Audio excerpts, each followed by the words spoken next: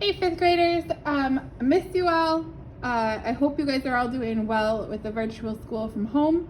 We are just gonna go through and we're gonna do some stuff that we would normally be doing in class, but this is just practice. Like, you don't have to have your stuff from last week at all. So all you really need is a piece of paper. This is a big piece, but if you just have computer paper, that's fine. And we're gonna be building upon all that stuff that we learned in class in the classroom last week. So if you remember, how we started was that we always start with our vanishing point. So I'm gonna put my vanishing point pretty close to the middle of my paper. And then I gave you guys a template last week that you draw your back wall of your room. I'm gonna post another video just in case you need some refreshers from last week. But again, I'm going to say again that this is just practice, okay? I would like you to practice and I would like you to work on some of this stuff, but we will take what we're learning today and what we're practicing today and we'll apply it to our final projects when you guys get back to school, okay? So we're just gonna draw our rectangle around our vanishing point. Remember, this is our back wall to the room. So you might be placing yours differently. Watch that other video if you need just a little refresher on how we did that. If the bottom of your rectangle is closer to your vanishing point, you're gonna have more floor. If the side is closer to your vanishing point, you're gonna see a lot more of one wall or another. So depending on what you're making your room into, this rectangle is gonna move around a little bit, okay? So remember, we're just basically drawing the room from the inside out, okay? So I'm going to connect my vanishing point to the corner of my box, continue that line out, vanishing point, corner of the box. Now I have my side wall, vanishing point, corner of the box. I have my floor, vanishing point, corner of the box, out to the top. That gives me my other wall and my ceiling, okay? So we are sitting in the inside of a very empty room. This would be an echoey room if it were an actual room. Okay, so now we're gonna talk about drawing some furniture. All right, so we just have to remember a few things. Furniture is basically just a box, okay? The vanishing point is always gonna be on a horizon line, but since we can't really see through our walls, we just have to imagine that that horizon line is there. So that that horizon line is an imaginary line right now. It's right through here. Okay, just barely drew it on there. I don't know if you can even see it.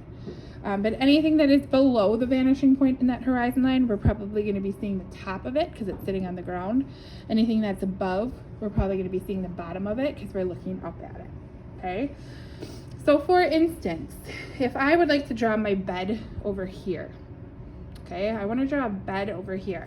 What I'm going to start out with is just drawing the mattress because that's basically a box, okay?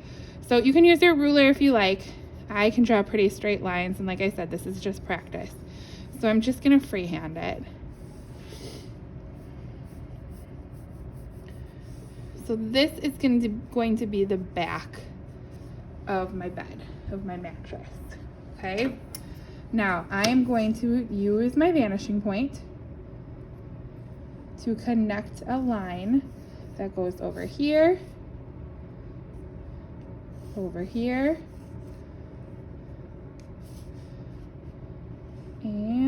over here. Now this line here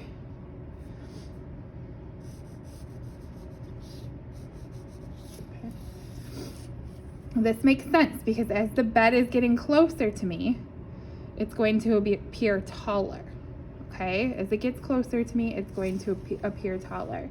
This line needs to be parallel to this one right over here. So I'm going to draw a horizontal line. That's the end of my mattress. This one I have to extend out a little bit. Okay. That is one big bed. Big old twin bed. Maybe I think I might have made it a little bit too long. That's a good thing I'm drawing in pencil. Okay, now I can get rid of my lines that I'm not going to be able to see through my bed. I'm not going to be able to see that through or any of the wall. The bed is usually not transparent. Okay, so I basically just have a big box right here, right? Now I gotta add the things that are actually gonna make it into a bed. So I can add bed posts on either side.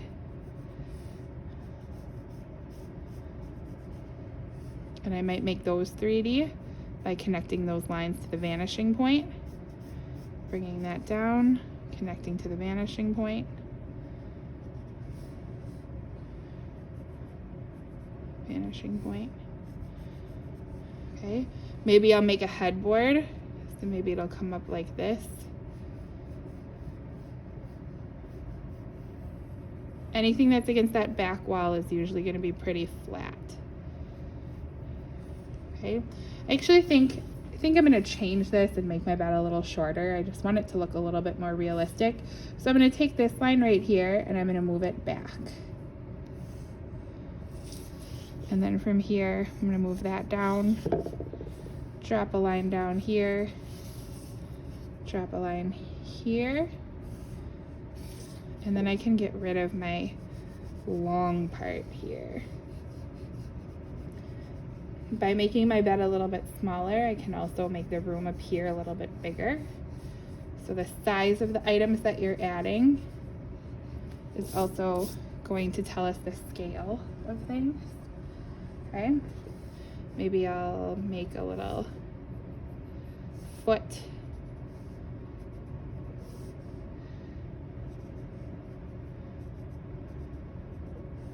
Okay, then I'm just going to freehand my pillows and stuff.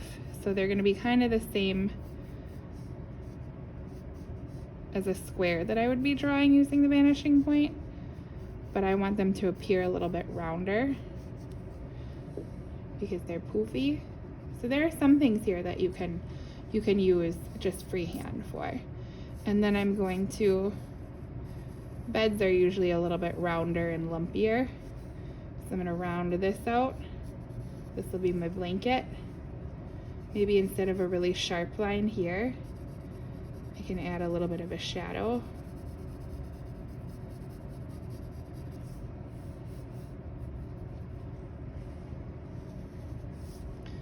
And then the comforter is going to be kind of not quite such a sharp line.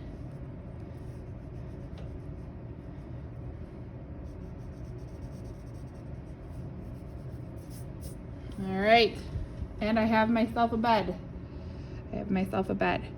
Okay, if I am going to do a nightstand right next to my bed, okay, nightstand right next to my bed, it's going to go right underneath the vanishing point. So our perspective is going to be a little bit off. Okay, so I'm going to do something right here. Now, I'm still going to use my ruler and connect things to the vanishing point. So I'm going to bring this out just a touch. But look it, when I use this side, anything that's right under it, remember this is just like drawing a box, how we did before.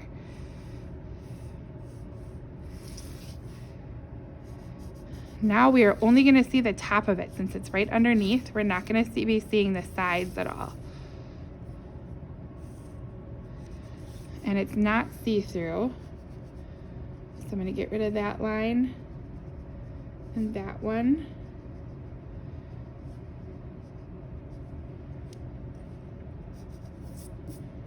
And then I can put a big old drawer on there.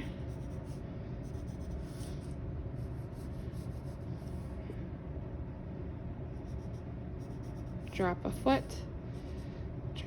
down, and I can put like a lamp or something on my nightstand. This might go right over the top of my vanishing point, but I don't want to erase that yet.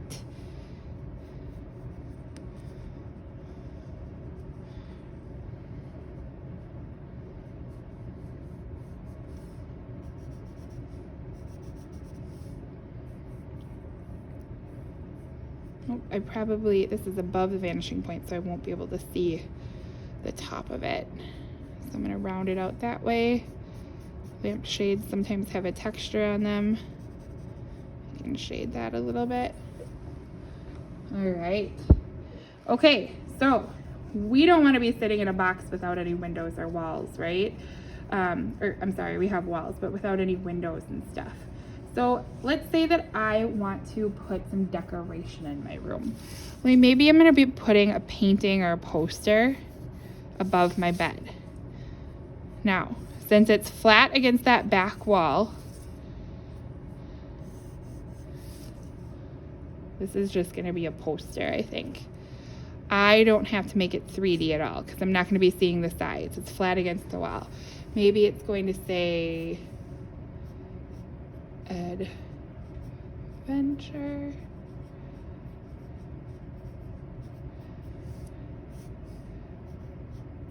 Oh, wait. And then it'll have some mountains in the background.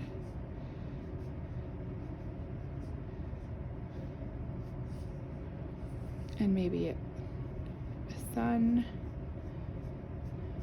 Okay, you're obviously going to take a little bit more time on that. Okay, so anything on that back wall, if you do a TV that's mounted on the wall, a window that's mounted on the wall, it's just going to be flat. You don't have to worry about perspective.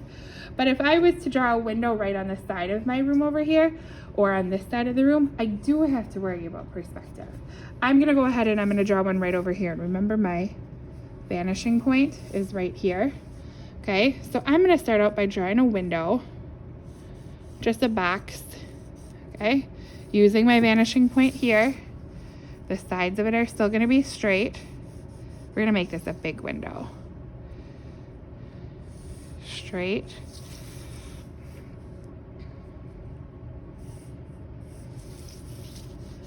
And then maybe I'll do, maybe we'll have the window open a little bit. Okay, now I want there to be like a little ledge on my window. Okay, so I am going to draw a parallel line, and basically what we're doing is going to draw a long skinny box. Okay, so this comes out,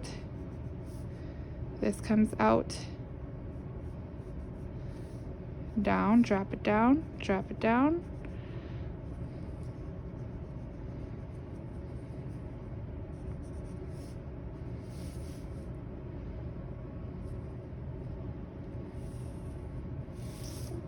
And that's kind of our window sill. Okay, then I can say, okay, maybe this is going to be the shades. And then maybe I have a curtain rod that's going above it.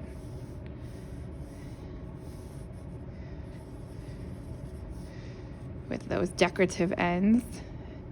And there's curtains. Okay, one side will go here. The other side will go here. And curtains are fabric, so we can make the lines a little bit wavier.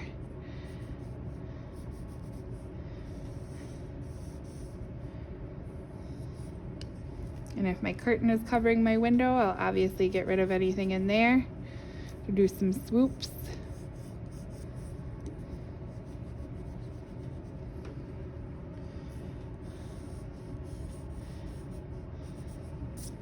Okay, so my big point here, can't do a lot when you're at home. Here, we'll do a little drawstring on our shade. And I don't think very many of you guys are going to make your dream room this simple, all right? But I do think that a lot of you can use these simple shapes to help figure out what's in your dream room, okay? Your bed might be a little bit more complex. Maybe you have bunk beds that go all the way up to the ceiling. But when we break it down and we think about even these things that are a little bit more complex are just basically boxes with some details on them. We can do bookshelves, we can do stuff like that. This is just practice for drawing that stuff that you actually want, okay? So I had a class today, I had Mrs. Collins' class today, and I had a whole pile of kids that decided that they wanted to put a pool in their floor, which is fine. This is totally your thing, okay? So if you want to put a pool in your floor, you still have to know this basic knowledge about boxes. It's not just a simple, nightstand, but it's still a box, okay? So I'm gonna go ahead and I'm gonna put a pool in my floor. I'm gonna have it go all the way over to the wall.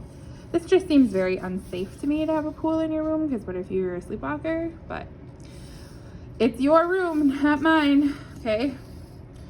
All right, so I'm also gonna do a little edge so we can have a little bit of a tile around it.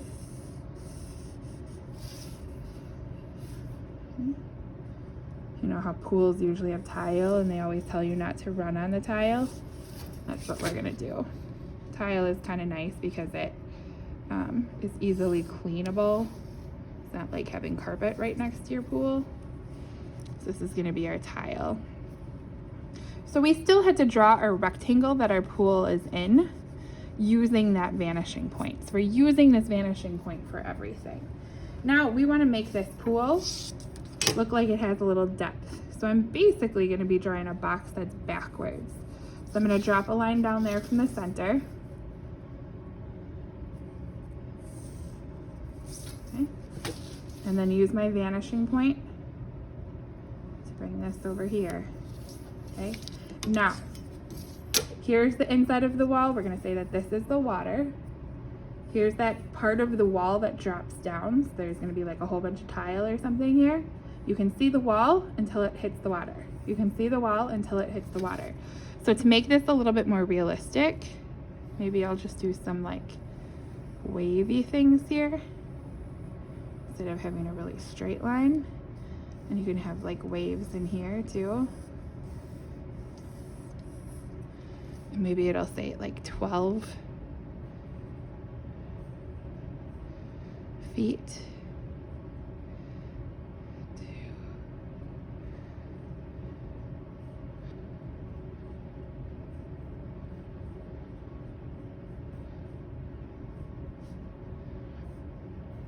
They usually draw that with little tiles. Okay. And then I'm gonna go in and I'm gonna do my tile details.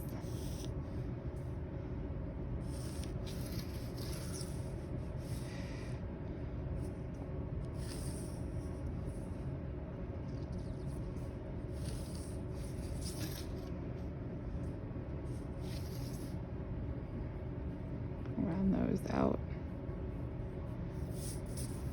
Okay, so there's the start to my pool. You can totally build a pool in your room. That's okay.